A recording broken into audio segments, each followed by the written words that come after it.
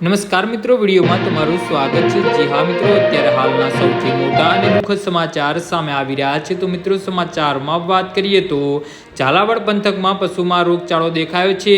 ધોળે ગામમાં પશુપાલકોના આશરે 30 જેટલા પશુઓ કાચી જુવાર ખવડાવવાના કારણે ગંભીર અસર થતાં સ્થિતિ ચિંતાજનક બની હતી। આથી વઢવાણના સુરસાગર ડેરીના પશુ ડોક્ટરની ટીમ ધસી ગઈ હતી, જેમાં સારવાર મળે તે પહેલાં જ 5 પશુઓના મોત નીપજ્યા હતા, જ્યારે 25 પશુઓને તાત્કાલિક સારવાર મળી જતા બચાવી લેવામાં આવ્યા છે। સુરેન્દ્રનગર જિલ્લામાં ચોમાસા દરમિયાન પશુમાં રોગચાળો વધુ જોવા મળે છે, ત્યારે સુરેન્દ્રનગર જિલ્લાના ધાંગધ્રા તાલુકાના ધોળે ગામમાં 30 પશુને મિનોકે આફરો ચડતા બીમાર પડી ગયા હતા। આથી સારવાર માટે શ્રી ધોળી દૂધ ઉત્પાદક સહકારી મંડળીના મંત્રીએ સમયસૂચકતા દાખવી તાત્કાલિક દૂધ સંઘની સુરસાગર ડેરીને જાણ કરી હતી।